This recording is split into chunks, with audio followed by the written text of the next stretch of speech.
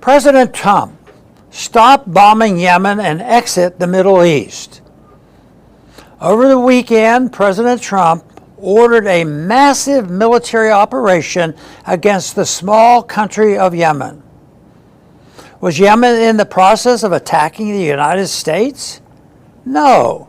Did the president in that case go to Congress and seek a declaration of war against the country? No. The fact is, Yemen hadn't even threatened the United States before the bombs started falling. Last year, candidate Trump strongly criticized the Biden administration's obsession with foreign interventionism to the detriment of our problems at home.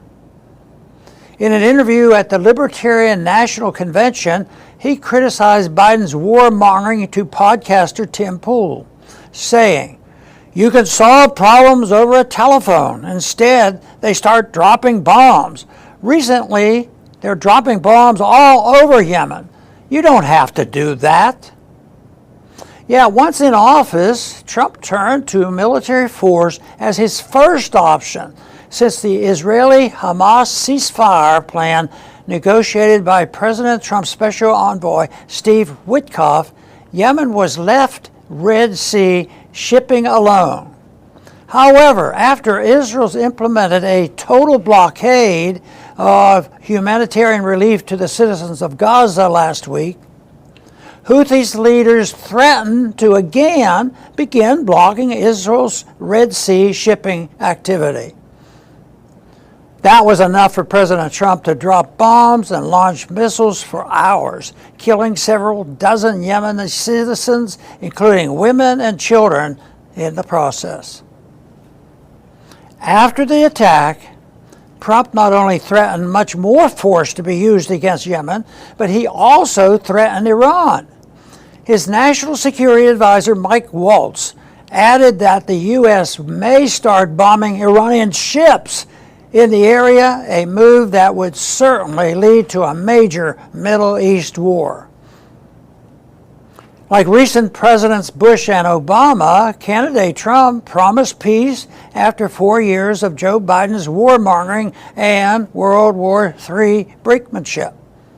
There is little doubt that with our war-weary population, this proved the margin of his victory. Unfortunately, as with Bush and Obama, now that he is president, he appears to be heading down a different path. The Republican Party is gradually becoming a pro-peace, American First Party. But the warmongers and the neocons of the old line in the party are not going to let go so easily.